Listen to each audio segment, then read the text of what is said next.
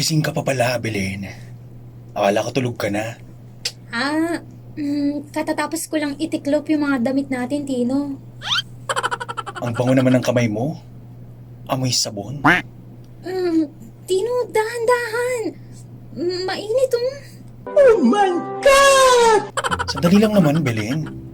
Namiss kita buong araw eh. Tsaka ang hirap ng buhos namin kanina sa site. Munti pa nga akong malaglag sa scaffolding eh. Ikaw lang iniisip ko para makatagal ako dun. Amoy semento ka pa rin, Tino. Hindi ka ba nag-shampoo bago humiga? Naubos na yung ikatlong sachet dun sa banyo eh. Tubig lang yung ginamit ko pambanlaw. Tsaka, hindi naman masangsang yung amoy ko eh. Hindi ko alam. Basta, wag mo na ngayon. Pagod din kasi ako sa mga gawaing bahay. Ako rin naman, Belen. Pagod ako, ang dami kong binuhat. Pero ikaw yung pahinga ko pag umuwi ako dito. Isang yakap lang naman hinihingi ko eh. Pampatagal ng pagod sa katawan. Hindi mo pa magawa. Sabi nang wag muna, di ba? Bakit ba ang kulit-kulit mo? Ano bang problema mo, Belen? Isang linggo ka ng ganyan. Halos hindi mo na nga akong hiningitian eh. Pag binibigyan mo ako ng kape sa umaga, kulang na lang ibuhos mo sa mukha ko yung kape ko. Galit ka ba dahil maliit lang yung inuwi kong sahod? Hindi ito tungkol sa pera, Tino.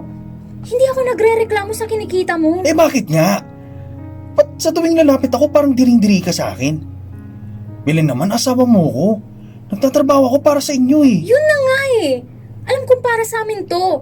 Pero Tino, tuwing yayakap ka, yung alikabok sa balat mo, yung amoy ng tuwing pawis at yung bakal, para akong sinasakal.